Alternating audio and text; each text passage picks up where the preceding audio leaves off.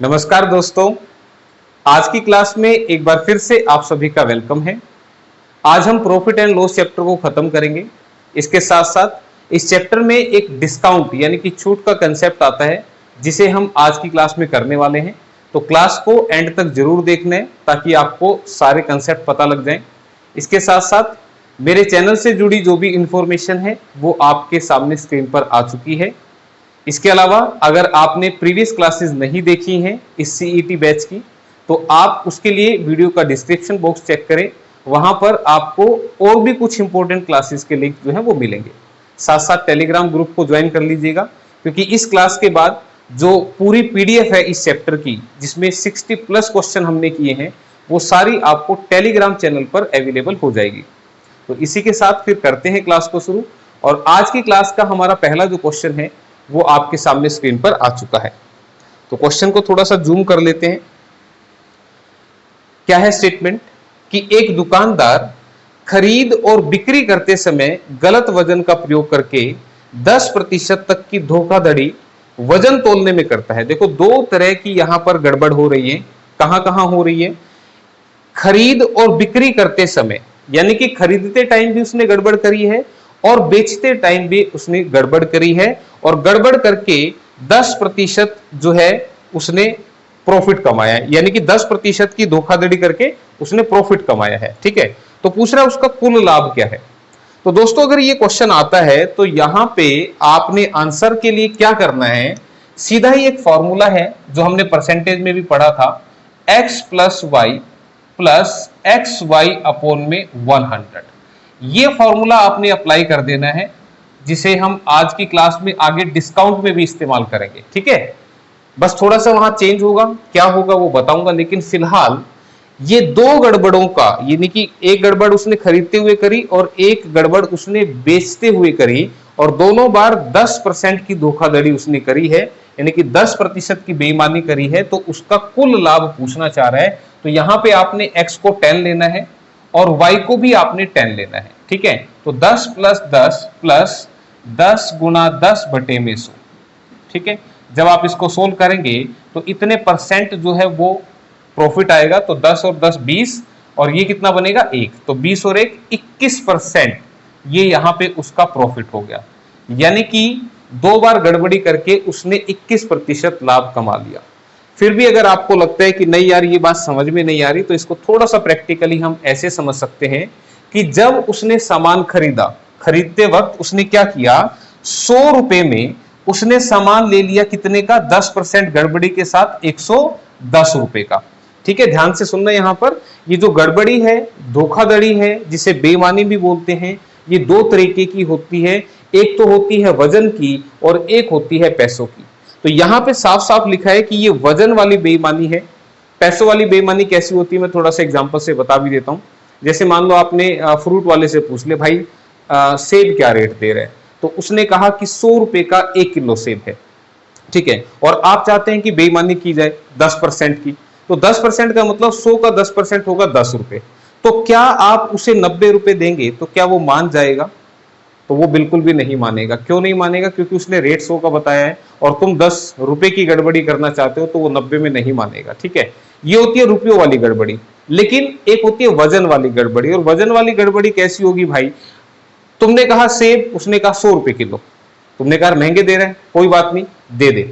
उसने दे दिए 100 रुपए के 1 किलो, तोल के तुमने 100 रुपए दे दिए। अब वहां पे भीड़ लगी हुई थी, तो तुमने सोचा कि यार ये महंगे तो दे रहे हैं, क्यों ना थोड़ा सा गड़बड़ कर लें।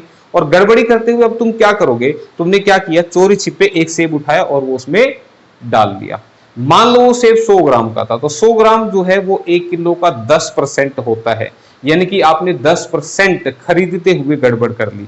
यानी कि मैं ये कह सकता हूं कि तुमने उसको दिए तो 100 रुपए, लेकिन 100 का 10% यानी कि 10 रुपए फालतू, 110 रुपए का सामान तुम ले आए। वो फालतू क्यों ले आए? क्योंकि एक सेब तुमने जो एक्स्ट्रा डाला उसमें वो 10 रुपए का सेब था, तो 110 का सामान तुम ले आए।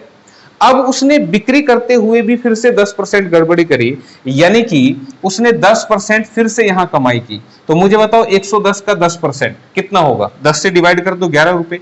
तो 110 में 10 जोड़ूंगा तो कितना बनेगा? 121 रुपए। यानी कि उसने 110 रुपए वाला सामान अब 121 में बेच दिया 10% गड़बड़ी करके, बेईमानी करके। तो तुम देखो उसका प्रॉफिट कितना हुआ, 100 रुपए का वो खरीद सामान लेने गया था और उसने बेचने के बाद 21 रुपए कमा लिया, तो 21% जो हो गया वो उसका हो गया प्रॉफिट, यानी कि उसका कुल लाभ जो होगा वो 21% होगा। ठीक है, तो जब भी वजन की बेईमानी आए तो इस तरह से क्वेश्चन करना, और ये क्वेश्चन एज इट इज आपको एग्जाम में मिलता है। ठीक है, तो दो तरीके मैंने बता दिए, इससे ये मुंह जुबानी हो जाएगा क्वेश्चन, 10 + 10 + 10 × 10/100। ठीक है, तो 21% बनेगा। तो यहां ऑप्शन देख लेते हैं, ऑप्शन में ऑप्शन बी जो है वो इसका आंसर होगा। ठीक है, 21%। तो इसी के साथ फिर नेक्स्ट क्वेश्चन हमारा जो कि प्रॉफिट एंड लॉस का ही है, थोड़ा सा जूम कर लिया जाए, स्टेटमेंट ध्यान से पढ़नी है।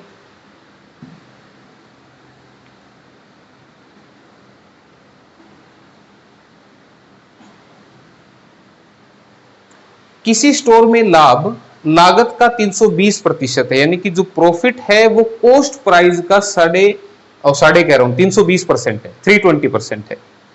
यदि लागत 25% बढ़ जाए, सीपी 25% बढ़ जाए, परंतु बिक्री की कीमत स्थिर रहे यानी कि कांस्टेंट रहे, तो लाभ बिक्री कीमत का अनुमानित कितना प्रतिशत होगा। ठीक है, तो अब ध्यान से स्टेटमेंट को बड़े ध्यान से पढ़ना है। पहली लाइन में क्या लिखा कि किसी स्टोर का जो प्रॉफिट है, लाभ है, वो लागत का 320% है। तो ध्यान दो भाई, 320% क्या होता है, मैंने परसेंटेज में पढ़ाया था, जब भी परसेंट का निशान हटता है तो नीचे क्या आ जाता है, 100 आ जाता है। ठीक है, आप इसको काट भी सकते हैं, लेकिन हम इसको सीधा इस्तेमाल कर लेते हैं। क्या कि अगर ये मैं मान लू सीपी है, तो ये क्या है, इसका प्रॉफिट है। और मैंने ये बात कई बार समझाई भी है कि जो इस लाइन में लिखा है कि किसी स्टोर में लाभ यानी कि प्रॉफिट, ये ऊपर लिखा होगा, लागत का यानी कि कॉस्ट प्राइस का जिसके साथ का लिखा है वो कहां होगा, नीचे लिखा होगा। इसका मतलब अगर कॉस्ट प्राइस 100 रुपए है, यानी कि खरीदने का रेट 100 रुपए है, तो प्रॉफिट कितना हुआ, तो तुम कहोगे इस पर 320 का प्रॉफिट हुआ।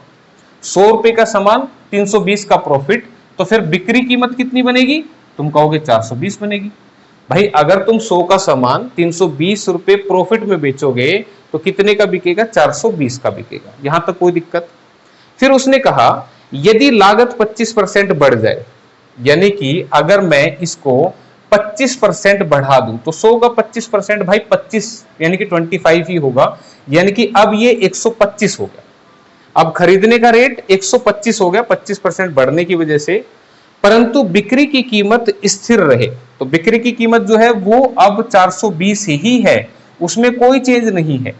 तो कह रहा था तो लाभ बिक्री कीमत का, ध्यान दीजिएगा यहां पर ये खास पॉइंट दिया जा रहा है कि जो प्रॉफिट है वो सेलिंग प्राइस का कितना परसेंट होगा। इसलिए मैंने कहा था स्टेटमेंट बड़े ध्यान से पढ़नी है। जब हम प्रॉफिट परसेंट निकालते हैं, देखो फॉर्मूला लिखा हुआ है, प्रॉफिट परसेंट सीपी पर कैलकुलेट होता है, कॉस्ट प्राइस पे कैलकुलेट होता है, लेकिन वो खुद बोल रहा है कि प्रॉफिट जो है वो बिक्री कीमत का यानी कि सेलिंग प्राइस का कितने परसेंट है। तो यहां पे अब नीचे सीपी नहीं रखना है, तो इस तरह की गलतियां नहीं करनी है। तो यहां पहले तो प्रॉफिट देखो, अगर मैं कहूं कि 125 का सामान 420 का बिका तो कितना प्रॉफिट हुआ, तो तुम कहोगे यहां पे 295 का प्रॉफिट हुआ। ठीक है ना भाई, 295 का क्या हो गया, प्रॉफिट हो गया। तो पूछ रहा है कि ये जो प्रॉफिट है कौन सा 295, ये सेलिंग प्राइस का कितना परसेंट है। अब क्यों नीचे 125 नहीं रख देना, ये बात ध्यान रखना है। ठीक है, तो अब इसको काट दो, तो काटेंगे तो इससे कटा ये और 2 से काट देंगे तो 2 दूनी 4, 2 एकम 2, 2 पंजे 10, कितना बन रहा है, 5 पंजे 25, 5 नहीं 45 और 2 47, 5 दूनी 10 और 4 14, 1475 बटे में 21। तो अब 21 से चलाऊंगा तो 21 छिके पे चल रहा है, नहीं 7 पे चल रहा है, 21 सत्ते पे 7 पे चल रहा है भाई, 21 सत्ते और आगे फिर 0, तो 70 पॉइंट कुछ आएगा। तो एक बार आंसर देख लेते हैं सो दैट कि पूरा ना करना पड़े। तो 70 पॉइंट अप्रोक्स पूछा हुआ था, तो 70 पॉइंट समथिंग आएगा। तो 70% हम इसको यहाँ पे अप्रोक्सीमेट बोल सकते हैं। उसने पूछा भी था कि ये अप्रोक्सीमेटली कितना होगा, लगभग कितना होगा, तो जवाब बनेगा 70%, ऑप्शन नंबर बी। ठीक है, तो जल्दबाजी में क्वेश्चन गलत नहीं करना, हम अपने पास से कुछ नहीं करते हैं, जो स्टेटमेंट बोलती है वही हम करते हैं, ठीक है। तो इसलिए ध्यान से पढ़ना। तो ये 70% है। तो इसी के साथ फिर अगला क्वेश्चन आपके लिए, आप एक बार पढ़ें और कर सकते हैं तो आप करें, और कहीं पर भी दिक्कत आए तो भाई दोबारा सुन लिया करो। मैं हर बात को बड़े आराम से बोलता हूं, समझाता हूं, तो आप दोबारा से वीडियो को देखेंगे, सुनेंगे तो फिर समझ में आ जाएगी। कोई बात अगर पहले समझ में नहीं आई तो। एक दुकानदार लिखा हुआ दुकानदार है ये, 20 सामानों को 3000 रुपए में खरीदता है, फिर उनमें से 18 सामानों को 5400 रुपए में बेचता है। तो अगर 6000 का प्रॉफिट कमाना है उसको, तो खरीदे और बेचे जाने वाले सामानों की संख्या ज्ञात कीजिए। यानी कि कितने सामान उसने खरीद कर बेचे, वो ऐसा पूछना चाह रहा है।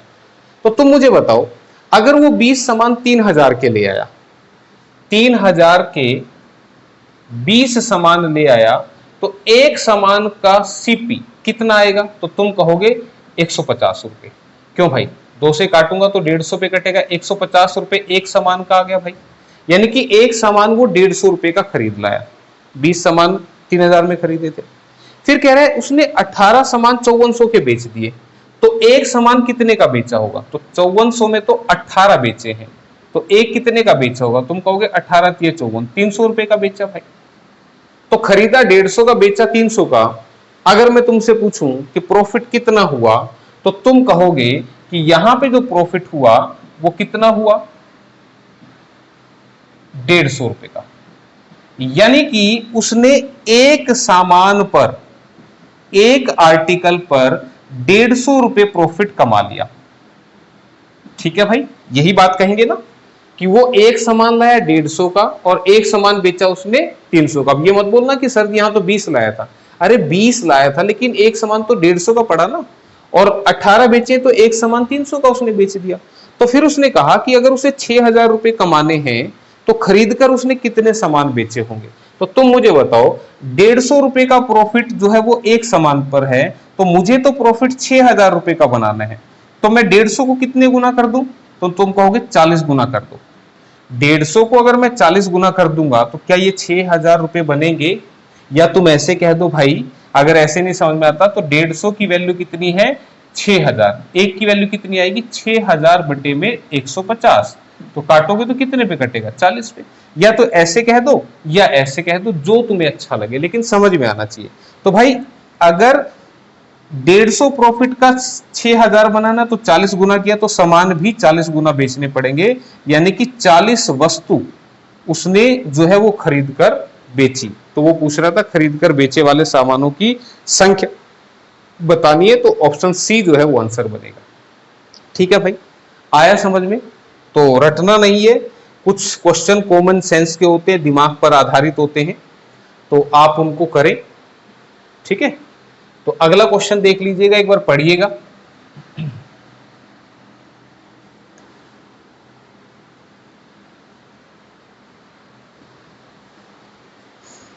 एक दूध बेचने वाले के पास 20 लीटर दूध है, वह उस 20 लीटर दूध में 5 लीटर पानी मिला देता है जो मुफ्त का है। मुफ्त का मतलब यहां पे क्या बताना चाह रहा है कि जो पानी मिलाया ना भाई, वो बिस्लरी का नहीं मिलाया। अब बिस्लरी का मिलाएगा तो बिस्लरी की बोतल ही 20 रुपए की आएगी। तो जो पानी मिलाया है वो फ्री का मिलाया है, वो एक नॉर्मल टैप वाटर है। ठीक है, आम टूटी का, नलके का पानी है जो मुफ्त में उपलब्ध है। यदि शुद्ध दूध की कीमत 18 रुपए प्रति लीटर है, तो संपूर्ण मिश्रण को वह लागत कीमत से बेचे तो उसका लाभ प्रतिशत क्या होगा? तो ध्यान दीजिएगा, ये क्वेश्चन मैं एक बार इंग्लिश में भी लगा देता हूं, सो दैट कि जो बच्चा इसको करना चाहे पढ़ के वो कर सकता है। और अब आपके दिमाग में जो सॉल्यूशन है उसे मैं बाद में बताऊंगा, लेकिन फिलहाल इसका आंसर कितना फास्ट है वो एक बार देख लीजिएगा। उसके पास दूध टोटल था 20 लीटर, टोटल दूध 20 लीटर था, जिसमें उसने 5 लीटर क्या मिला दिया? पानी। तो 20 में उसने 5 कमाई कर ली। ठीक है भाई, 20 में उसने 5 लीटर कमाई कर ली, और ये कितने परसेंट होगी? तो मल्टीप्लाई कर देंगे 100% से। तो 20 पंजे 100 और 5 पंजे 25। तो क्या पूछना चाह रहा था? तो उसे कितने परसेंट लाभ होगा? तो आप जो आंसर करेंगे वो आएगा 25%, और ऐसा लिखा है ऑप्शन नंबर बी में। तो इतनी सी देर का क्वेश्चन था, जस्ट इतना आपने करना था और आपके पास जवाब आ जाता, ठीक है। लेकिन हो सकता है किसी को लगे कि यार यहाँ पे ऐसे कैसे हो गया, तो मैं एक बार तुम्हारे हिसाब से भी चला के दिखा देता हूं कि तुम्हारे दिमाग में क्या आएगा। तुम देखोगे कि दूध की कीमत 18 रुपए प्रति लीटर है, यानी कि उसने 18 रुपए पर लीटर के हिसाब से खरीदा और 20 लीटर दूध खरीदा, तो सीपी तुम कैसे बताओगे कि 1 लीटर 18 का है तो 20 लीटर कितने का खरीदा, 360 का। तुम यही कहोगे, 18 का 1 लीटर तो 20 लीटर कितने का, 360 का। फिर बोला उसमें 5 लीटर पानी मिला दिया, तो तुम कहोगे अब ये 25 लीटर हो गया। और बोला उसी रेट से बेच रहा है जिस रेट से खरीदा था, तो 18 की रेट से खरीदा था तो 18 से ही बेच रहा है, ठीक है ना। लिखा भी उसमें दूध की कीमत, यदि शुद्ध दूध की कीमत 18 रुपए है और संपूर्ण मिश्रण को वह लागत कीमत से बेचे, जो लागत कीमत है मतलब कॉस्ट प्राइस पर बेचे, तो अब तुम कितने का कहोगे, तो 18 दूनी 36 और 9 45, 450 रुपए, 450 रुपए का बेचेगा। तो तुम मुझे बताओ, खरीदा 360 का, बेचा 450 का, तो प्रॉफिट कितना हो गया, 90 रुपए। ये 90 रुपए प्रॉफिट है। तो परसेंट प्रॉफिट कैसे निकालते हो तुम, 90 का प्रॉफिट कितने पे, 360 पे, इंटू में 100%, तो 90 चौके और 4 से काटोगे 25 पे कटेगा, और फिर से जवाब घूम फिर के वही निकल के आएगा। हो सकता है तुम में से कुछ बच्चों ने ऐसे भी किया हो, ठीक है। तो भाई इसको याद रखना नेक्स्ट टाइम कि भाई 20 में कितनी मिलावट है, जितनी मिलावट करेगा उतना ही तो प्रॉफिट बनेगा ना, ठीक है। तो मिलावट बटे में जितने में किया इंटू में 100%, सीधा ही जवाब आ जाएगा, इतना करने की जरूरत नहीं है, ठीक है। तो याद रखने भाई इसको। इसी के साथ फिर अगला क्वेश्चन जो आपके सामने स्क्रीन पर आ चुका है, पढ़ लीजिएगा क्या बोल रहे हैं।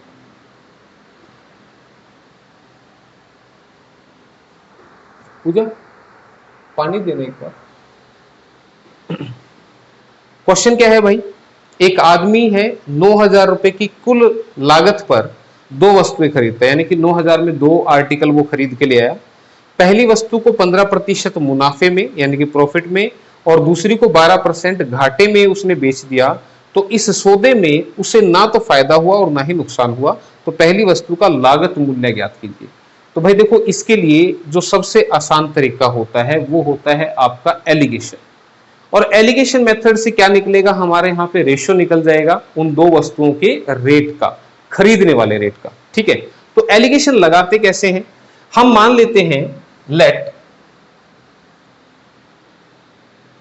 जो सीपी है वो 100 रुपीज है, ठीक है। हालांकि इसमें 9,000 है लेकिन हमने उसको 100 मान लिया। तो अगर उसने हर एक आर्टिकल का जो सीपी है वो हमने 100 मान लिया, अगर वो पहले आर्टिकल को 15% प्रॉफिट में बेच रहा है, तो 15 1 मिनट भाई,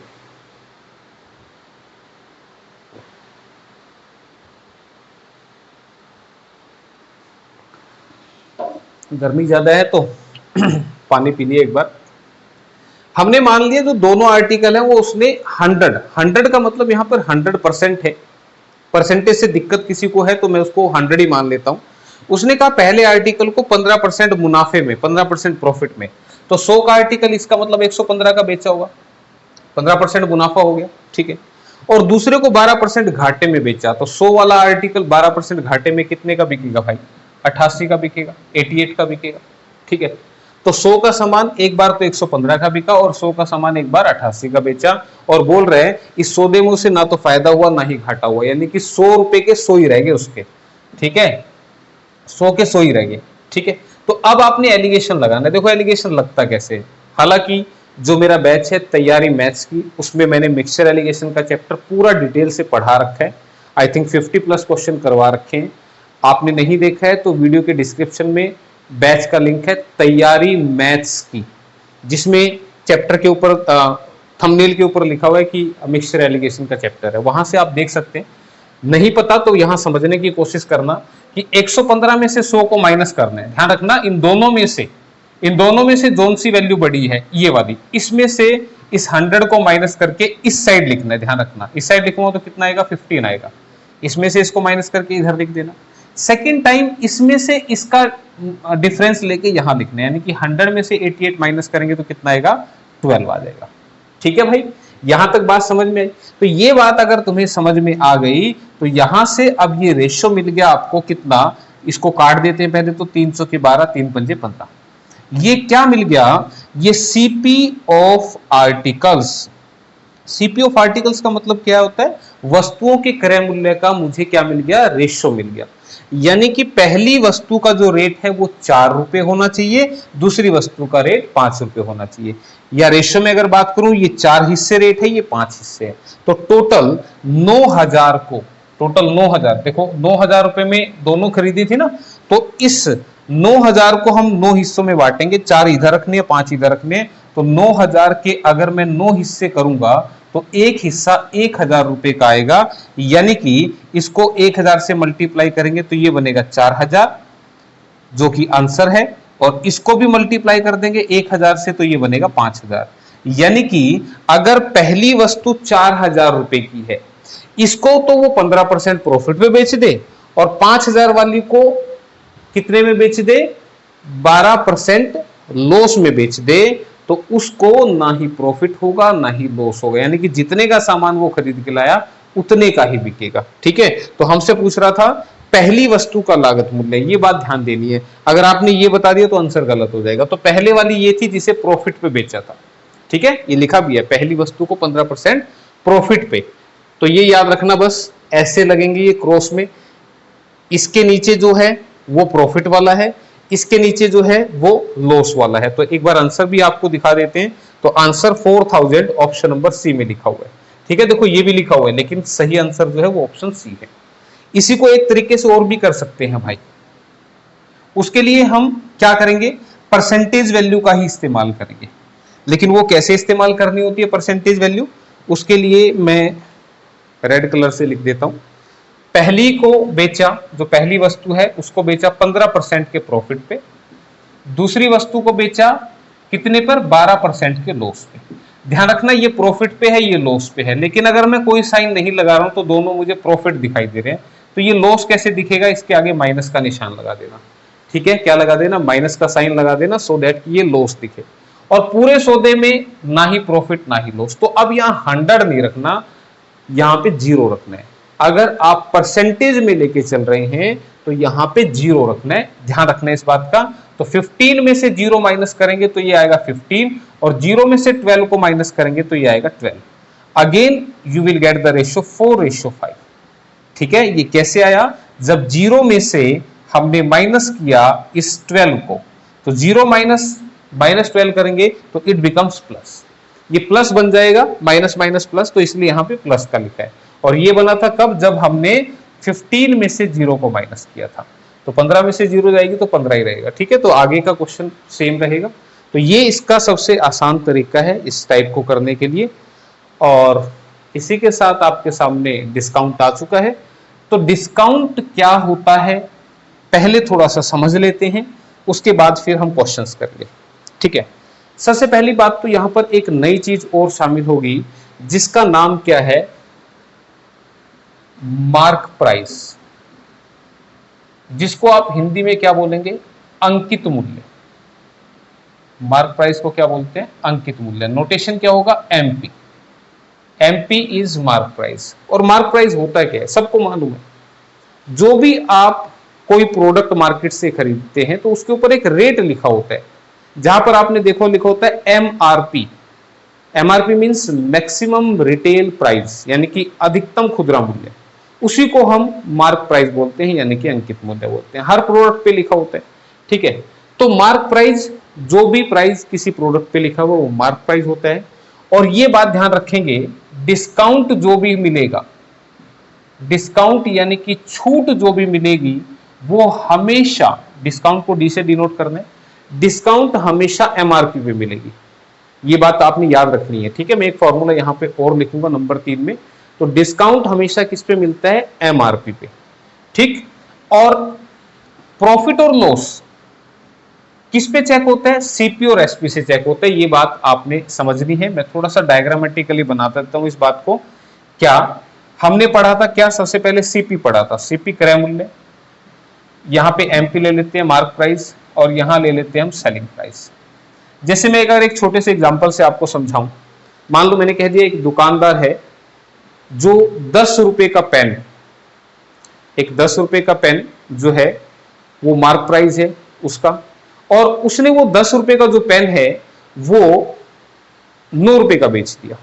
ठीक है, मैंने कहा 10 रुपए का पेन उसने 9 रुपए का बेच दिया, तो मेरा क्वेश्चन आपसे ये है कि उसने कितना डिस्काउंट दिया, तो आप कहेंगे उसने 1 रुपए का डिस्काउंट दिया। पहली बात समझ में, 10 रुपए का पेन 9 रुपए में बेचा, डिस्काउंट कितना हुआ, 1 रुपया। अगर मैं तुमसे पूछूं कि कितने परसेंट डिस्काउंट हुआ, अभी मैंने वो फार्मूला नहीं बताया था तो मैं उसको बता देता हूं, परसेंटेज डिस्काउंट। अगर मैं पूछूं कि कितने परसेंट डिस्काउंट हुआ, तो मैं अभी समझा रहा था कि डिस्काउंट हमेशा किस पे मिलता है, एमआरपी पे। तो डिस्काउंट बटे में एमआरपी इंटू में 100%। ठीक है, यानी कि छूट का जो प्रतिशत है वो किसके बराबर होगा, छूट बटे में मार्क प्राइस, अंकित मूल्य लिख लेना भाई, इनटू में 100%, वो इसके बराबर होगा। ठीक है, ये याद रखना है आपने। कैसे, डायग्रामेटिकली बता रहा था कि मार्क प्राइस पे क्या मिलेगा, डिस्काउंट। डिस्काउंट कहां मिलेगा, मार्क प्राइस पे। ठीक है, ये बात मैंने अभी तुम्हें समझाई। तो मैं तुम्हें ये कह रहा था कि दुकानदार ने 10 रुपए का पेन, जिसपे 10 रुपए रेट लिखा हुआ है, वो 9 रुपए का जो है बेच दिया। तो कितना डिस्काउंट दिया, 1 रुपए का डिस्काउंट दिया। कितने परसेंट डिस्काउंट दिया, तो तुम कहोगे 1 रुपए का डिस्काउंट है 10 रुपए पे, इंटू में 100%, तो डिस्काउंट का परसेंट भी निकल गया। लेकिन अब मेरा क्वेश्चन ये है कि अगर वो 10 का पेन 9 रुपए का बेच रहा है, तो उसको प्रॉफिट हुआ कि लॉस हुआ, तो अब आप ये यहां से नहीं बता सकते। तो उसके लिए आपको क्या चेक करना पड़ेगा, उसके लिए आपको सीपी और एसपी चेक करने पड़ेंगे। क्या चेक करने पड़ेंगे, सीपी और एसपी। यानी कि अगर मुझे देखना है उसको प्रॉफिट हुआ या उसको लॉस हुआ, तो उसके लिए मुझे सीपी और एसपी पता होने चाहिए। जैसे मैं एग्जांपल दे रहा था कि 10 रुपए मार्क प्राइस वाला पेन 9 रुपए का बेचा गया, तो 1 का डिस्काउंट हो गया, लेकिन मैंने पूछा कि प्रॉफिट हुआ कि लॉस हुआ, तो ये आप नहीं बता सकते जब तक मैं ये ना कहूं कि उसने पेन खरीदा था 8 रुपए का। तो अब तुम कहोगे कि अगर वो 9 का बेच रहा है तो 8 का उसने खरीदा तो 1 रुपए का प्रॉफिट हुआ। लेकिन अगर मैं ये कह दूं कि उसने पेन खरीदा था 11 रुपए का, तो 11 रुपए का पेन खरीद के वो तुम्हें 9 रुपए का बेच रहा है, तो इसका मतलब 2 रुपए का उसको लॉस हो गया। तो जब तक मैं खरीदने का रेट नहीं बताऊंगा उसका, तब तक आप नहीं बता पाएंगे कि उसको प्रॉफिट हुआ है कि उसको लॉस हुआ है। ठीक है, तो ये बात आपने ध्यान रखनी है। तो यहां पे इसलिए मैंने सजाया है, ये बताया है कि सीपी और एसपी से पता लगेगा उसको प्रॉफिट हुआ या लॉस हुआ, और डिस्काउंट से उसको पता लगेगा कि उसने बेचा कितने का है। ठीक है, मार्क प्राइस पे मिलेगा उसको डिस्काउंट। ठीक, इसके अलावा यहां से एक खास फॉर्मूला और जनरेट होता है, जिसको जब मैं क्वेश्चन समझाऊंगा तब बताऊंगा, फिलहाल नहीं बता रहा हूं। ठीक है, फिलहाल जो छोटी छोटी और 1-2 बातें हैं वो बता देता हूं। यदि कोई छूट न दी जाए, यदि कोई छूट न दी जाए, अगर कोई छूट न दी जाए तो मार्क प्राइस ही आपका सेलिंग प्राइस होता है। If no discount is given then MP is equal to SP. अगर छूट दी ही नहीं, भाई 10 का पेन तुम्हें 10 का ही दिया, तो मार्क प्राइस ही सेलिंग प्राइस हुआ ना, 10 का पेन 10 का ही मिला। ठीक है, तो ये ध्यान रखना, अगर कोई छूट नहीं देगा तो एमआरपी ही आपका सेलिंग प्राइस होगा। इसके अलावा कुछ फार्मूले हैं जिन्हें मैं नहीं बताऊंगा, उन्हें हम देखेंगे क्वेश्चंस की मदद से। ठीक है, तो पहला क्वेश्चन लगा लेते हैं इसका।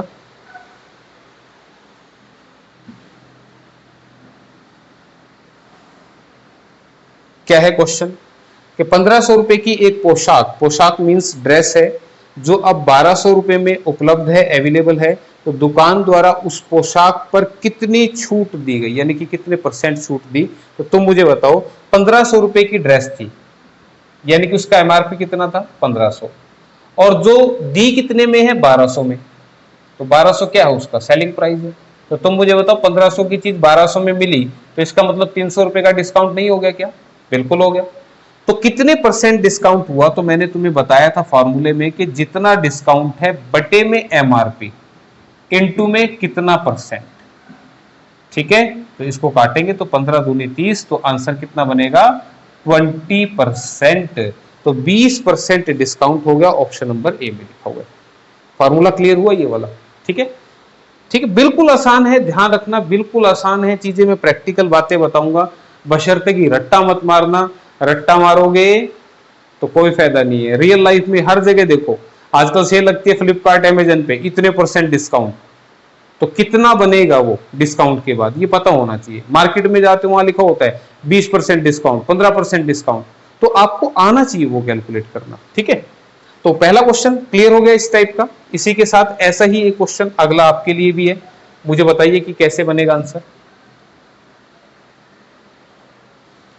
कह रहे कि 500 रुपए से अंकित एक वस्तु को 440 रुपए में प्रस्तुत किया जाता है, यानी कि 500 रुपए एमआरपी है और उसे 440 में बेचा, तो छूट का दर पूछ रहे हैं। तो भाई एमआरपी कितना है 500, बेचा कितने का 440 का। पेपर में मत लिखना ऐसे ऐसे, पेपर में तो सीधा दिमाग से कर देना। तो 500 का सामान 440 में, तो कितने छोड़ दिए 60 रुपए, तो कितना डिस्काउंट हो गया 60 का। कितना % बनेगा 60 बटे में 500 और गुना में 100%। इससे कटाइए 5 से कटा 12, यानी कि 12% डिस्काउंट हो गया भाई। ऑप्शन ए ही है इसका जवाब भी, ठीक है। आसान है ना, बिल्कुल कोई मुश्किल नहीं है भाई, डरना नहीं है बस। तो इसी के साथ भाई अगला क्वेश्चन लगा दिया गया है, और क्वेश्चन में टाइप चेंज हो गया थोड़ा सा, ठीक है। तो अब इसको समझेंगे, ध्यान से सुनना है मेरी बात। यदि एक लड़की एक बैग को अंकित मूल्य पर 25% छूट के पश्चात 102 रुपए में खरीदती है, तो बैग का मार्क प्राइस कितना होगा, ठीक है। तो ध्यान रखना, मार्क प्राइस अब आपसे पूछना चाह रही है, तो कैसे आप बताओगे। उसने कहा कि 25% डिस्काउंट मिला उसको, ठीक है। तो फ्रैक्शन से भी लिख सकते हैं, बिना फ्रैक्शन भी लिख सकते हैं। तो मैं आपको बता देता हूं, अगर मैं मार्क प्राइस का क्या 25% डिस्काउंट कर दूं, यानी कि जो भी मार्क प्राइस है उस आर्टिकल का, जो भी रेट है उस पे 25% डिस्काउंट कर दूं, तो मैं इस बात को कैसे समझाऊंगा। मैं कह दूं कि भाई तुम है ना कोई सामान खरीद लाए और 25% डिस्काउंट के साथ खरीद के लाए, तो तुम कहोगे कि इसका मतलब हमने 75% पे किया है। क्या ये बात सही है? 25% डिस्काउंट का मतलब तुमसे 25 रुपए कम लिए, तो 75 रुपए तो लिए ना, तो तुम कहोगे मार्क प्राइस का 75% हमसे लिया है, और यही 75% 102 के बराबर है। क्या ये बात समझ में नहीं आई? तो कोई बात नहीं, फ्रैक्शन से समझा देंगे, टेंशन नहीं लेनी।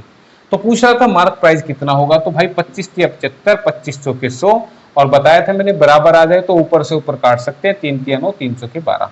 तो मार्क प्राइस कितना आ जाएगा, ये 4 क्रॉस में मल्टीप्लाई हो जाएगा 136 रुपए।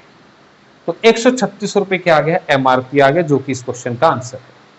ठीक है भाई, क्लियर। इसी बात को मैं फ्रैक्शन से अगर समझाऊं कि 25% का डिस्काउंट है, तो 25% क्या होता है 25 बटे में 100, जिसको आप बोलेंगे 1 बटे में 4, यानी कि 4 रुपए उसका क्या है एमआरपी, और 1 रुपया उस पर मिल गया डिस्काउंट। ठीक है, ध्यान रखना, यहां पे अब सीपी नहीं लिखा जाएगा। क्यों? क्योंकि मैंने कहा था डिस्काउंट हमेशा ही एमआरपी पे दिया जाता है, तो नीचे अब एमआरपी आएगा। तो 4 रुपए का सामान 1 रुपए डिस्काउंट में, तो मुझे बताओ एमआरपी कितना है 4, डिस्काउंट 1 है, तो फिर सेलिंग प्राइस कितना होगा 3। भाई 4 का सामान 1 डिस्काउंट में कितने का मिलेगा, 3 का मिलेगा। लेकिन वो तो क्या कह रहा है, वो तो कह रहा है 102 में खरीदा है, यानी कि 3 की वैल्यू कितनी है 102। तो 3 से 102 कैसे बनेगा, 3 से भाग दो, 3 3 9, 3 चौके 12, 34 पे कटेगा। तो इसको भी 34 से मल्टीप्लाई करेंगे तो ये बनेगा 136। क्लियर है? तो फ्रैक्शन से आप इनको ऐसे कैलकुलेट कर सकते हैं, इससे ये कैलकुलेट कर सकते हैं, या इससे ये कैलकुलेट कर सकते हैं। मेरे कहने का मतलब समझे, यहां पे मार्क प्राइस पूछा था, यहां सेलिंग प्राइस भी पूछ सकता था। ठीक है, तो आप दोनों, इससे ये दिया हो तो ये कैलकुलेट कर लेना, ये दिया हो तो ये कैलकुलेट कर लेना। तो इसमें ये दिया हुआ था, तो ये कैसे निकालते हैं पता लगा ना, इस 102 को उठा के इससे भाग दे देना। 3 की वैल्यू 102 है, तो 1 की वैल्यू क्या बनेगी 102 बटे में 3, तो 3 3 9, 3 चौके 12, तो 34 बनेगी। तो 34 से मल्टीप्लाई करना है, तो आंसर दिखा दें आपको 136, ऑप्शन नंबर ए में। ठीक है, इसी के साथ फिर अगला क्वेश्चन,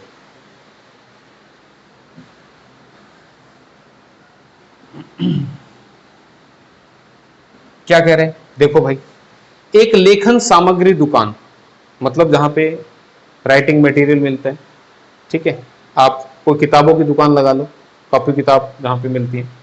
एक लेखन सामग्री दुकान लेखन सामग्री का एक सेट 352 रुपए में विक्रय कर रही है, यानी कि 352 का एक सेट उसने बेचा। जो कि मूल विक्रय मूल्य पर 12% छूट के बाद का मूल्य है। यानी कि ये मूल विक्रय मूल्य का मतलब क्या है, ये मार्क प्राइस का है। ठीक है, मार्क प्राइस पे 12% डिस्काउंट मिलेगा, तब वो हमें स्टेशनरी जो है, मान लो स्टेशनरी है, वो 352 की मिलेगी। तो मूल विक्रय मूल्य यानी कि एमआरपी आपसे पूछ रहे हैं, तो फिर तुम कैसे लिखोगे, कोई सामान एमआरपी पे 12% डिस्काउंट पे मिल रहा है, तो एमआरपी का 12% तुमसे नहीं ले रहा, कितना ले रहा है, एमआरपी का 88% ले रहा है। ठीक है, यानी कि हमसे एमआरपी का 88% ले रहा है, ये बात ध्यान रखनी है बस। ठीक है, क्योंकि 12% तो छूट दी है ना भाई उसने, तो एमआरपी का 88% ले लिया, और वो किसके बराबर है, 352 के बराबर है। बस यही करना था, 11 चौके सॉरी 11 अट्ठे 88 ऐसे काट लेते हैं, 11 अट्ठे 88, 11 तिया 33, 11 दूनी 22, 8 से कटा 4 पे, तो एमआरपी कितना आ गया, 100 गुना 4, 400 रुपए, तो 400 रुपए आंसर आ गया। देखो फटाक से ऑप्शन नंबर ए में लिखा हुआ है, इतना इजी क्वेश्चन दे रखा है। फिर भी भेजे में नहीं आया तो भाई फ्रैक्शन चला लो, 12% 12 बटे में 100 होता है, 4 दिए 12, 4 2500, ये क्या है, एमआरपी है, ये क्या है, डिस्काउंट है। तो एमआरपी कितना हुआ, 25, 3 डिस्काउंट के बाद बिकेगा कितने का, 22 का, 22 की वैल्यू क्वेश्चन में कितनी दे रखी है, 352। ठीक है, तो 22 की वैल्यू 352 है, तो 1 की वैल्यू कितनी बनेगी, तुम इसको काट दो, 1 की वैल्यू के लिए 352 बटे में 22 कर दो। ठीक है ना, 22 से कम 22 कितने पे कटेगा, 11 पे काट दो ना, 4 पे कटना चाहिए, नहीं 4 पे नहीं कटना चाहिए भाई, 11 दूनी 22, 11 तिया 33, 11 दूनी 22, 16 पे कटेगा। ठीक है, 16 पे कट रहा है ना, तो 25 गुणा में 16, 16 की वैल्यू निकाल देना, तो 16 पंजे 80, 16 दूनी 32 और 8 40, 400 रुपये आ गया। ठीक है, वही काम किया पिछले वाला, कभी सोचो सर पता नहीं क्या कर रहे हैं, वही कर रहा हूं जो पीछे किया था। 22 की वैल्यू थी, कितने गुना किया, तो 16 गुना करेंगे, तो इसको भी 16 गुना कर देना। ठीक है, तो ऑप्शन ए जवाब आ गया भाई। इसी के साथ अगले क्वेश्चन की तरफ बढ़ा जाए, ध्यान से पहले पढ़ा जाए।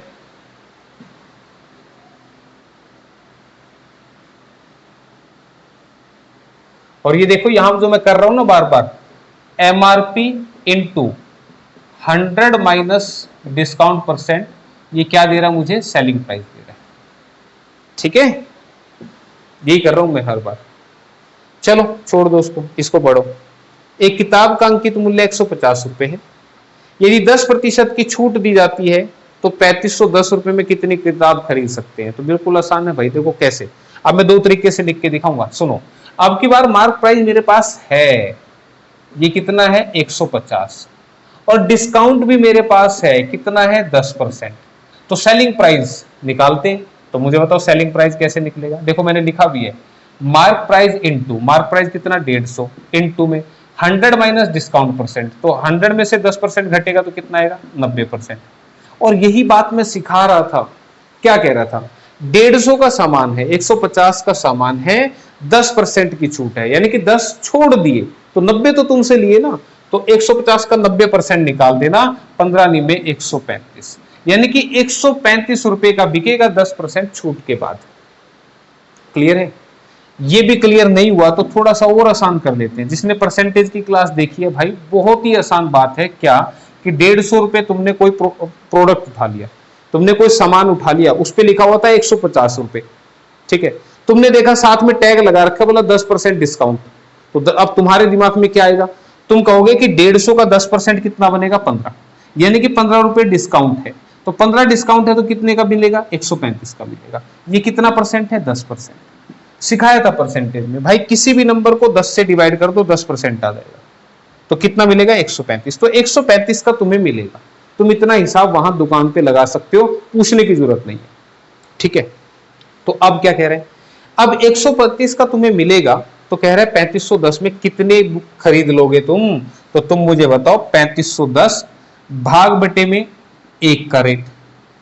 ठीक है, तो काट दो, 5 दूनी 10, 5 सत्ते 35, 5 सत्ते 35, 0 5 दूनी 10, फिर काट दो, 9 तिये 27, 9 सत्ते 63, 63, 9 अट्ठे 72, और 3 से 3 दूनी 6, 3 6 18, तो 26 ही खरीद पाओगे भाई, 26 किताब खरीद पाओगे।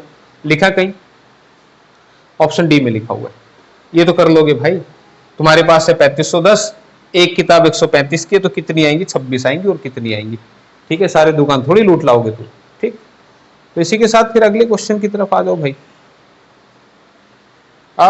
गड़बड़ ऐसा नहीं करते भाई।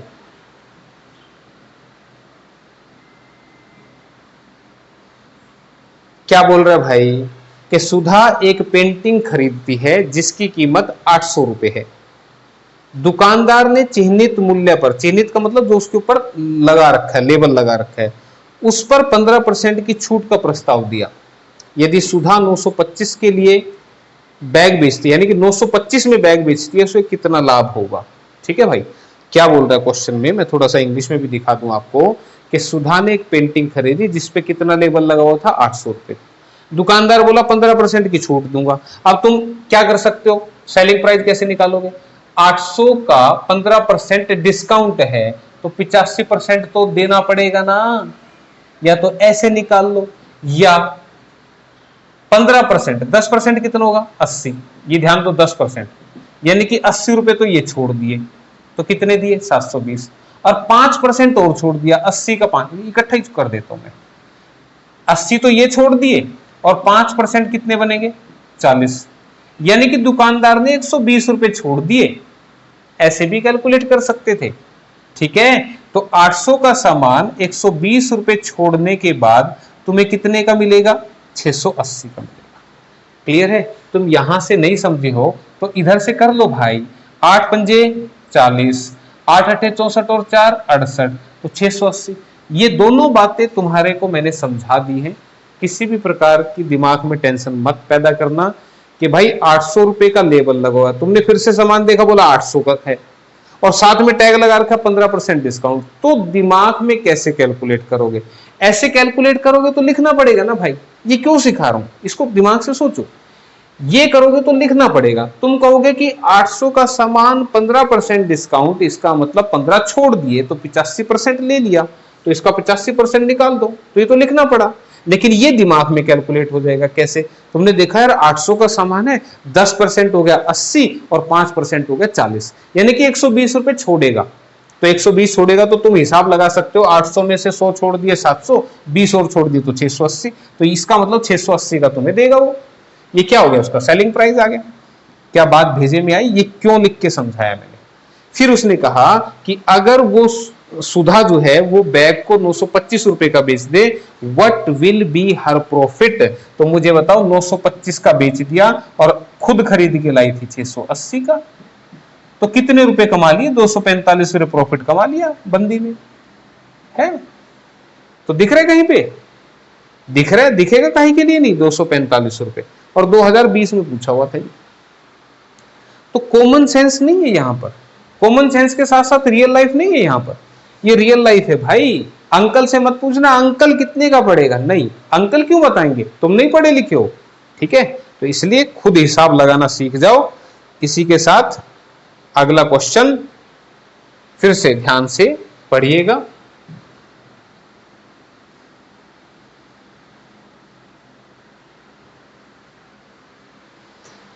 एक व्यक्ति किसी वस्तु के अंकित मूल्य पर 19% की छूट देने के बाद इसे 2835 रुपए में बेचता है। अगर उसने छूट ना दी होती तो लागत मूल्य पर 40% का लाभ होता, तो वस्तु का लागत मूल्य क्या है? ठीक है, अब ध्यान देना, ध्यान से समझना, क्वेश्चन बड़ा अच्छा दे रखा है ये। सबसे पहली बात तो देखो करने के क्या क्या तरीके हैं। या तो मैं फ्रैक्शन से चलाऊं, दोनों बातें समझा दूंगा। ठीक है, दोनों समझा देता हूं, इसमें फ्रैक्शन से कोई खास फर्क पड़ेगा नहीं, क्योंकि यहाँ पे 19% दे रखा और 19 कटता नहीं। मुझे बताओ, अंकित मूल्य पर 19% की छूट है। मैं तुमसे फिर से प्रैक्टिकल बात करता हूँ।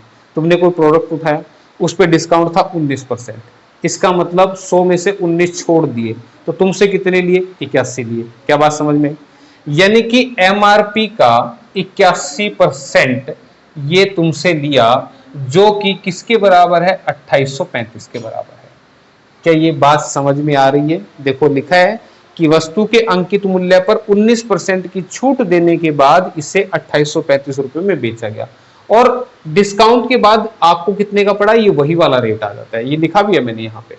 ठीक है, तो अब इसको काट पीट लेते हैं। काटेंगे कैसे? देखो 9 में 81, 9 तिये 27, बचेगा 13, 9 एकम 9, 9 पंजे 45। फिर से 9 से काट देते, 9 तिये 27, 9 पंजे 45। तो एमआरपी कितना आया यहां से 35 गुना 100, 3500 रुपए। ये इधर मल्टीप्लाई हो गया, यानी कि एमआरपी जो है वो 3500 रुपए है। अब आगे क्या कह रहे हैं, यदि उसने छूट नहीं दी होती तो तुम मुझे बताओ, अगर छूट ना दे तो जो एमआरपी है वही सेलिंग प्राइस भी होगा। अभी मैंने ये लिख के बात भी बताई थी, अगर कोई छूट नहीं दी तो जितना रेट लिखा हुआ है उतना ही उसका क्या होगा, सेलिंग प्राइस होगा। फिर उसने कहा तो उसे लागत मूल्य पर 40% का प्रॉफिट हुआ, है ना। तो लागत मूल्य पूछा, तो लागत मूल्य पे 40% प्रॉफिट, तो 40% को तोड़ो, 40% कितना होगा भाई, 40/100, यानी कि 2/5। ये क्या है, कॉस्ट प्राइस लागत मूल्य, ये क्या है, प्रॉफिट। क्या इतनी बात भेजे में आ रही है, साफ साफ लिखा है, अगर छूट ना देता तो लागत मूल्य पर 40% का प्रॉफिट होता, यानी कि ये हो गया सीपी और ये हो गया प्रॉफिट। तो तुम मुझे बताओ सीपी कितना है 5, और 2 प्रॉफिट के बाद सेलिंग कितना बनेगा 7। भाई 5 का सामान 2 प्रॉफिट में बेचना है तो 7 का ही तो बिकेगा, क्लियर है। लेकिन 7 का नहीं बिका, 3500 का बिका, दिखा नहीं है साफ साफ, 3500 का बिका। तो 7 की वैल्यू 3500 है, तो 7 की कितने से गुणा करूं, 500 से, तभी तो 3500 बनेगा। नहीं तो 1 की वैल्यू निकाल लेना भाई 3500/7 करके। तो 5 की वैल्यू कितनी बनेगी, 5 की गुणा भी 500 से कर लो, 2500 बनेगी भाई। तो सीपी कितना आएगा 2500। लागत मूल्य पूछ रहा था भाई 2500, ऑप्शन नंबर ए में लिखा हुआ है साफ साफ, हमारा हो गया आंसर। ठीक है, इसी के बाद व्हाइट पेट्रोल। ठीक है भाई, आगे बात समझ में, तो आगे बढ़ते हैं, फिर आगे बढ़ो। अंकित मूल्य पर 30% की छूट के साथ ए को एक वस्तु 8750 रुपए में बेची गई तथा उसे क्रय मूल्य पर 25% का लाभ हुआ। इसका अंकित मूल्य क्या था। तो एक बार इस स्टेटमेंट को इंग्लिश में भी पढ़ लेते हैं भाई, क्या कहना चाह रहे हैं, ये क्या कहना चाह रहे हैं, देखो आजा भाई इंग्लिश में, क्या हुआ, सर्विस हैंग हो गई। A got 30% concession on the level price. A को कहा कि भाई हम तुम्हें 30% कंसेशन देंगे, छूट देंगे, ऑफ एन आर्टिकल, किसी वस्तु पर, सोल्ड फॉर 8750, जो 8750 में बेचा गया, with 25% profit on the price he boat, the level price was. देखो क्वेश्चन की जो स्टेटमेंट है वो थोड़ी सी घुमावदार सी है, मैं कोशिश करता हूं समझाने की, एक बार देखना स्टेटमेंट में क्या कह रहा है कि ए जो है उसने एक सामान बेच दिया 8750 का और उसे 25% प्रॉफिट हुआ। ठीक है, उसने कोई सामान 8750 का बेचा, 25% प्रॉफिट हुआ। तो कह रहा है कि अब वो जो सामान था वो 30% अगर कंसेशन पे मिलेगा तो उसका प्राइस कितना था, एमआरपी कितना था। ठीक है, तो अब ध्यान से सुनना मेरी बात, इसको करना कैसे है,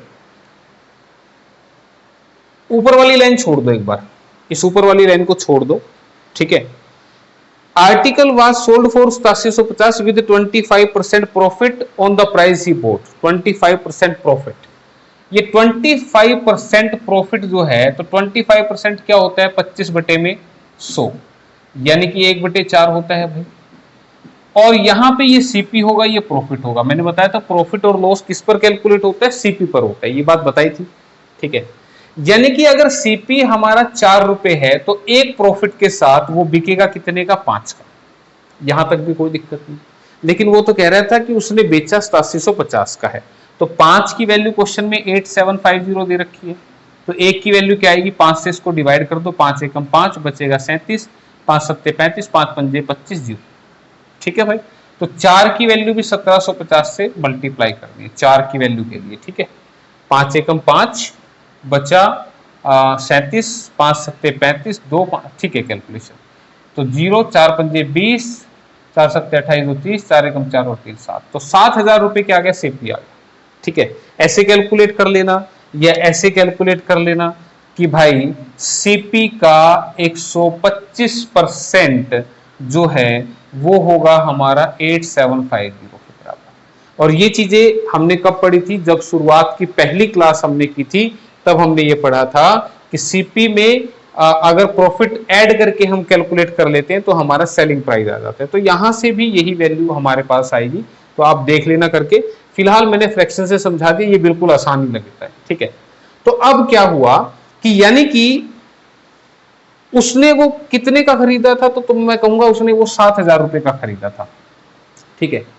तो अब 7,000 का जब वो खरीद रहा था तो उसे 30% का कंसेशन मिला था लेवल प्राइस पे, ठीक है। तो 7,000 का जब खरीदा तो 30% कंसेशन में खरीदा था, तो मैं कह दूं 70% में खरीदा था। तो 70% की वैल्यू 7,000 थी, तो 100% की वैल्यू वो पूछना चाह रहा था। तो 7,000 बटे में 70 और गुणा में 100, तो इससे कटा ये 7 से कटा 100 पे, तो आंसर बनेगा 10,000 रुपए। ध्यान रखना ये मैंने कैसे लिखा है कि उसने जो सामान खरीदा था वो 30% कंसेशन पे खरीदा था लेवल प्राइस पे। तो यानी कि मैं कह सकता हूं 30% कंसेशन का मतलब 70% में सामान खरीद के लाया, तो 70% खरीदने का रेट ही इस सीपी के बराबर है, ठीक है भाई, क्लियर है। तो 100% की वैल्यू हमने यहां पे निकाल ली, जो कि किसके बराबर है, 10,000 के बराबर। ऑप्शन बी में ऐसा लिखा हुआ है, ठीक है। और ये 2021 का पूछा हुआ क्वेश्चन है भाई, ठीक। तो ध्यान से करना, थोड़ी सी स्टेटमेंट घुमा सी के दे रही थी, हिंदी में तो बिल्कुल ही अलग लग रही थी। अगर आप हिंदी में देखें, इसके क्या हो गया, अब ये कनेक्टिविटी ब्रेक होगी शायद।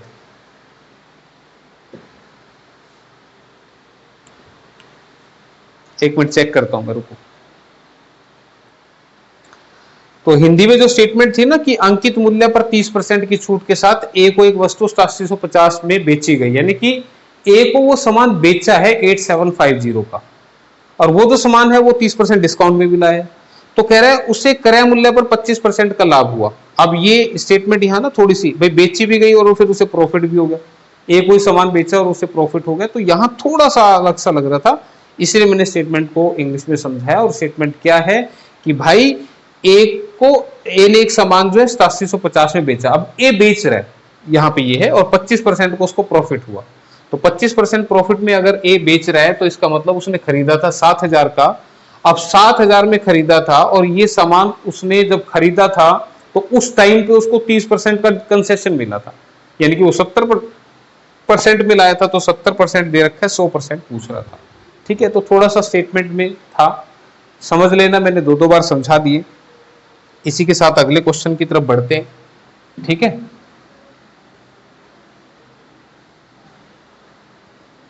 एक दुकानदार लागत मूल्य से 25% अधिक मूल्य निर्धारित करता है, यानी कि कोस्ट प्राइस से 25% ज्यादा वो उस पर लेवल लगाता है, किंतु वह अपने ग्राहकों को उनकी बीजक राशि पर 12% कमीशन देता है, यानी कि जो कस्टमर पे करता है उस पर 12% वो जो डिस्काउंट दे रहा है एमआरपी पे। बीजक का मतलब एमआरपी पे 12% डिस्काउंट है, तो उसके द्वारा कितने प्रतिशत लाभ लिया गया, ठीक है। तो अब कैसे पता लगेगा, देखो सबसे पहले तो मुझे बताओ पहली लाइन में क्या लिखा कि एक दुकानदार लागत मूल्य से 25% अधिक मूल्य निर्धारित कर रहा है, यानी कि वो 100 रुपए का सामान खरीद के ला रहा है और वो कितने का लेवल लगा रहा है उस पे, 125 का। क्या ये बात समझ में आई, ठीक है भाई, 100 वाले पे 125 का लेवल उसने लगा दिया। लेकिन वो कह रहे हैं ग्राहकों को, भाई देखो आओ मेरी दुकान पे, मैं तुम्हें डिस्काउंट दे रहा हूं, कितने का, 12% का।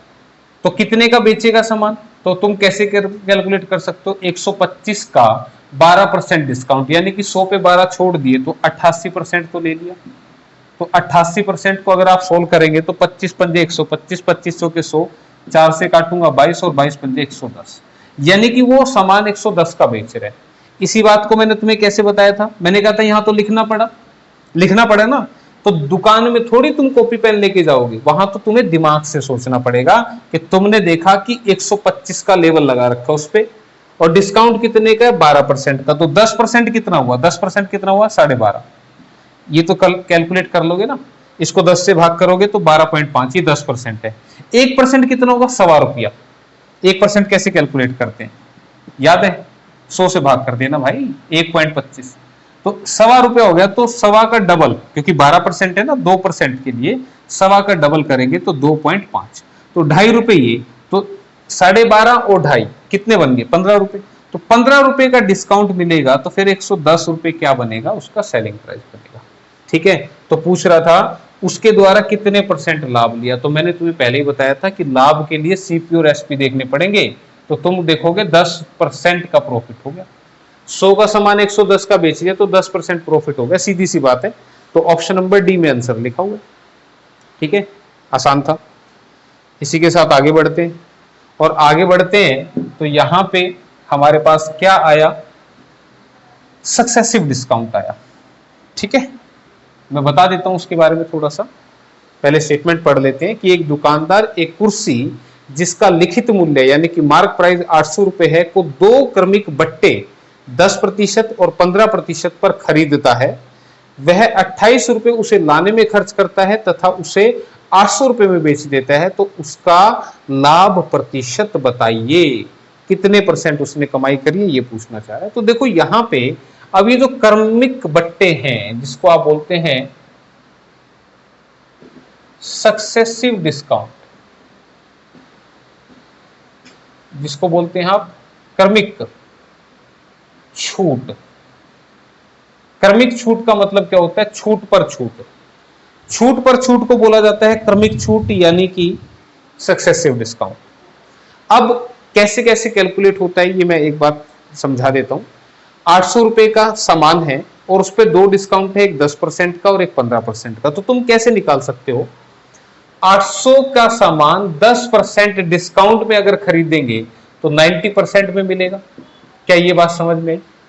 भाई 10% डिस्काउंट है तो 100 वाले के 10 छोड़ दिए तो 90% दिए, और फिर 15% का डिस्काउंट है। तो तुम मुझे बताओ इसको सोल्व करना, कोई ना कोई वैल्यू आएगी, वो जो भी वैल्यू आएगी वो फिर से अपने आप में 100% है। ठीक है, तो उस 100% वैल्यू पे फिर से 15% डिस्काउंट है, तो यहां पे फिर तुमने 85% लिखना है। मतलब भाई हर बार इसको 100 में से घटा घटा के लिखना है। ठीक है, क्लियर है ये बात? तो अब वो तुम्हें कितने की मिलेगी, तो तुम कैलकुलेट करोगे, 2 जीरो से 2 जीरो कट गया, इससे ये कट गया, 2 चौके 8, 2 पंजे 10, 5 से कटेगा 17 पे। ठीक है, 17 नी में 136, 153,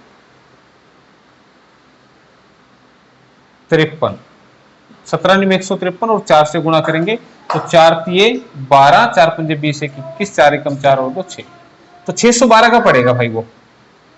ठीक है, 612 रुपए का तुम्हें वो पड़ेगा। क्या ये बात समझ में आई, क्लियर है? इसी चीज को आप एक फॉर्मूले से भी कैलकुलेट कर सकते हो। देखो एक तरीका तो ये होता है, ठीक है, कि 800 का सामान 10% डिस्काउंट में और फिर 15% डिस्काउंट में, तो 100 में से हर बार लेस करना है, ये बात ध्यान रखनी है। 100 में से हर बार लेस करना है, ये बात आपने याद रखनी है। ठीक है, फिर भी किसी को लगता है कि ये 100 में से क्यों लेस हो रहा है भाई, तो मैं तुम्हें करके भी दिखा देता हूं कि 800 का तुमने सामान उठा लिया और तुमने देखा कि 10% डिस्काउंट है, तो 10% कितना होगा, 80। देखो ये और भी आसान दिखेगा, 10% कितना होगा, 80, यानी कि वो 720 का मिलेगा। इसमें कोई दिक्कत है किसी को? कोई दिक्कत नहीं होनी चाहिए।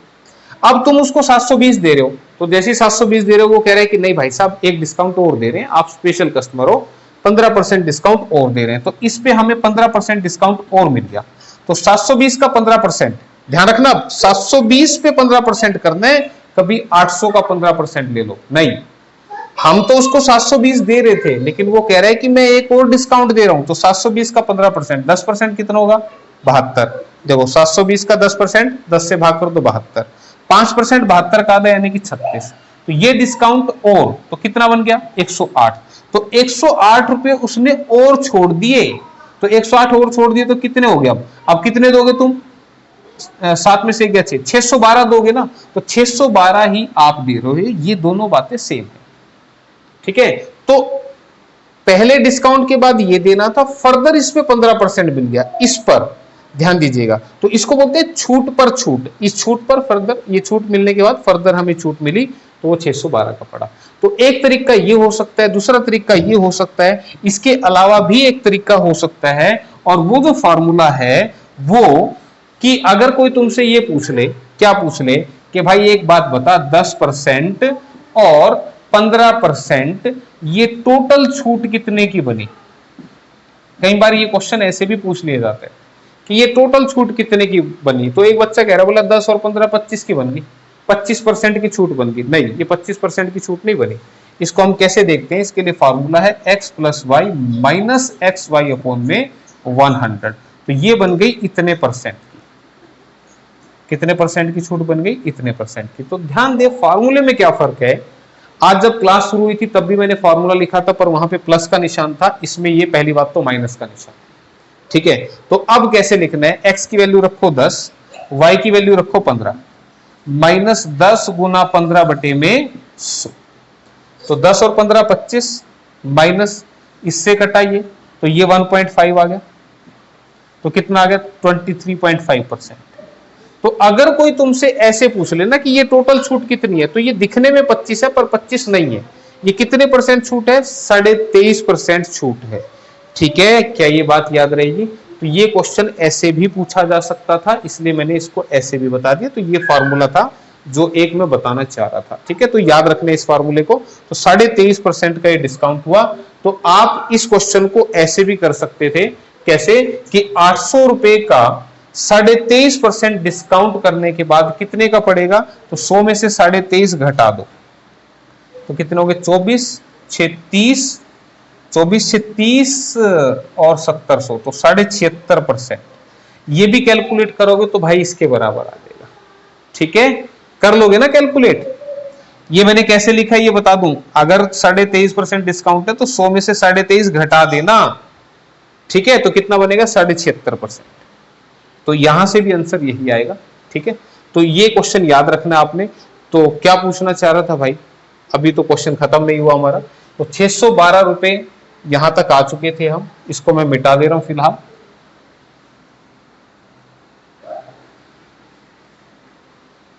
अब क्या कह रहे हैं, बोला वह 28 रुपए उसे लाने में खर्च करता है, यानी कि 612 का उसने खरीद लिया डिस्काउंट के बाद और 28 रुपए उसने लाने में खर्चा कर दिया। तो कितने का पड़ गया, 640 का, यानी कि उसको 640 का पड़ गया। फिर क्या कह रहे हैं, अगर वो उसे 800 रुपए में बेच देता है तो उसका लाभ प्रतिशत, तो बेचा कितने का भाई, 800 का। तो तुम मुझे बताओ 640 का खरीद के 800 का बेच दिया तो प्रॉफिट कितने का हो गया, 160 का। कितने पे, 640 पे। और कितने परसेंट हो गया, गुना में 100%। तो 0 से 0 काट देना, 16 चौके 64 और 4 से कटा 25 पे, और जवाब कर देना 25%। तो 25% ऑप्शन सी में लिखा हुआ है भाई। ठीक है, तो ऐसे ऐसे क्वेश्चन चलेगा। इसी के साथ अगला क्वेश्चन आपके सामने आ चुका है।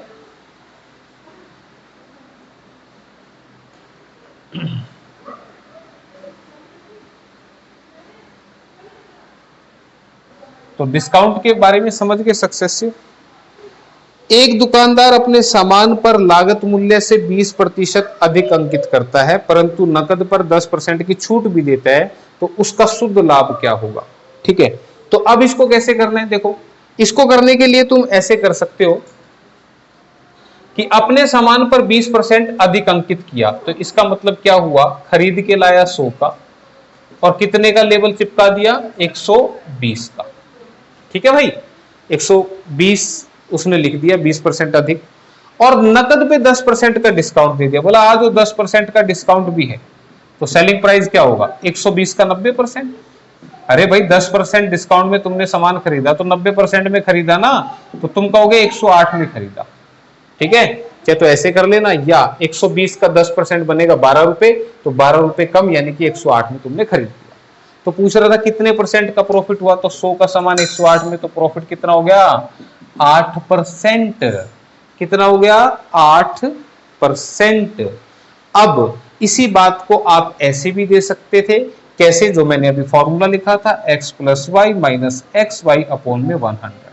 x की वैल्यू है, नहीं इसको प्लस वाले से देखना। अब यहां पे ना थोड़ा सा ध्यान रखना भाई, यहां पे बढ़ाया भी है छूट भी दी है, तो दो सक्सेसिव चीजें हो रही है। ये प्लस वाला जब लगता है जब सक्सेसिव चलती है। ठीक है, तो यहां पे अब आपने क्या लेना है, x को तो लेना है 20, ठीक है, y को लेना है माइनस का 10। ठीक है, क्लियर। अब रखो, x को रखेंगे 20 माइनस 10 और प्लस माइनस मल्टीप्लाई करके माइनस 20 गुणा 10 बटे में 100। ऐसे भी कर सकते थे भाई इसको। तो 20 में से 10 गए 10 और -2 यानी कि 8%। ठीक है, तो देखो ऐसे भी आ जाएगा, बशर्ते कि याद रखना कि कब प्लस वाला लगेगा कब माइनस वाला लगेगा। माइनस वाला कब लगेगा ये बात ध्यान रखना, जब बोले ये दोनों डिस्काउंट मिलके कितना डिस्काउंट बनाएंगे, तब तो माइनस वाला लगाना है। ठीक है, ये वाला क्यों लगा दिया मैंने, यहां पे दो सक्सेसिव चले थे कि बोला पहले 20% बढ़ा दिया फिर 10% डिस्काउंट भी दे दिया, बढ़ा दिया फिर डिस्काउंट दे दिया, तो कितना बनेगा टोटल, ये बनेगा। ठीक है, नहीं तो ये आसान लिखा भी है मैंने। ऐसे ये क्वेश्चन और भी आ गया।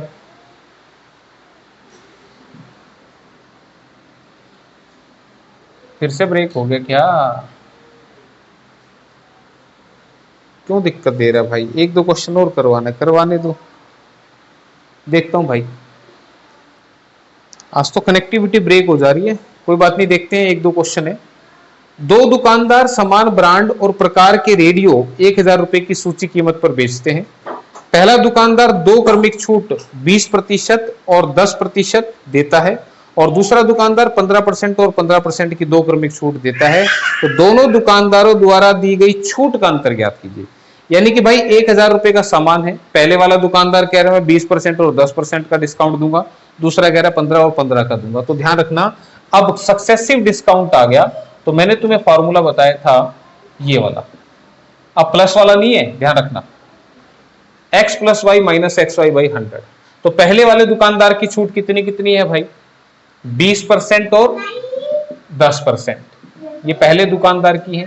दूसरे वाले की कितनी है बेटा, उधर चलो चलो, दूसरे की कितनी है 15% और 15%। तो ये कितनी छूट दे रहा है, तो तुम कहोगे 20 - 10 - 20 × 10 बटे में 100, ये कटे तो 20 और 10 30, 30 में से 2 गए 28%, यानी कि ये टोटल 28% छूट दे रहे हैं। ये वाला भाई साहब कितनी दे रहा है, 15 + 15 - 15 × 15 बटे में 100। तो 15 15 30 और 30 - 2.25, ठीक है, तो 30 में से 3 घटा देंगे तो 27.75, ये इतनी दे रहा है भाई। ठीक है, कैलकुलेट कर लेना। तो तुम मुझे बताओ, ये 28% डिस्काउंट दे रहे हैं, ये 27.75 दे रहे हैं, तो इनके दोनों का डिफरेंस कितना है, तो तुम कहोगे 0.25% का है। 28 और 27.75, 0.25% का डिस्काउंट हुआ ना, तो 0.25% का डिस्काउंट हो रहा है, तो कह रहा था कि उनके रेट में कितना डिफरेंस आएगा। तो तुम मुझे बताओ, 1000 रुपए का 0.25% कैसे आएगा, परसेंट हटा दो, नीचे क्या लगेगा 100, इस पॉइंट को भी हटा दो, नीचे क्या लगेगा 100, 2 0 से 2 0, 1 0 से 1 0, तो ये क्या बन गया 2.5, 25 बटे में 10 यानी कि 2.5, यानी कि उनके रेट में 2.5 रुपए का अंतर आएगा। तो 2.5 रुपए लिखे हुए कहीं, ऑप्शन सी में लिखे हुए, तो 2.5 रुपए का डिफरेंस आएगा भाई। ठीक है, बात समझ में आई। तो यहां पे माइनस का साइन रखना है, ये ध्यान रखेंगे। इसी के साथ फिर देखो लास्ट क्वेश्चन है, चलो ठीक है, तो ये ऐसे करना था, तो ये सक्सेसिव वाला कर लेना भाई। आगे क्या है, एक दुकान 1500 रुपए की एक कमीज पर 25% की छूट दे रही है। अब चूंकि राम ने 5000 रुपए के कपड़े खरीदे हैं, तो इसलिए 1% का एक्स्ट्रा डिस्काउंट भी मिल रहा है। तो उस कमीज के लिए कितने अंतिम मूल्य का भुगतान किया जाएगा। देखो बिल्कुल आसान तरीके से लिखेंगे। अब हम दोनों चेक नहीं करेंगे कि 25 और 1% कितना मिलके बनेगा।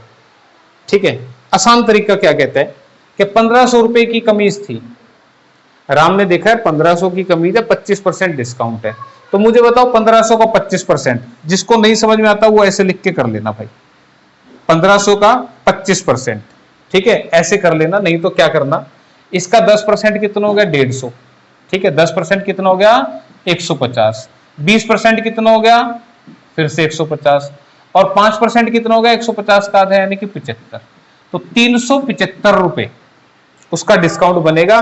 नई बात भेजे में आई हो तो 1500 का 25% कैलकुलेट कर लेना, 375 आ रहा है, यानी कि 1500 की शर्ट उसको 375 रुपए कम में मिलेगी। तो कितने की मिलेगी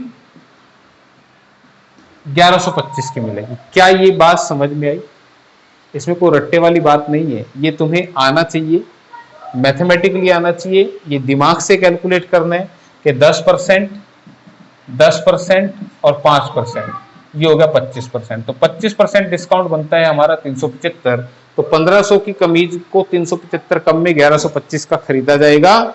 लेकिन राम ने तो 5000 की शॉपिंग कर दी, बोला 1% और ले जाओ डिस्काउंट। तो 1% कितना मिलेगा? तो 1125 राम दे रहा था, लेकिन कह रहे 1% और देंगे, तो 1125 का 1% कितना बनेगा? 11.25। क्या ये बात समझ में आई? तो ये और छूटेंगे। 1125 का 1% के निकालने के लिए क्या कर दो?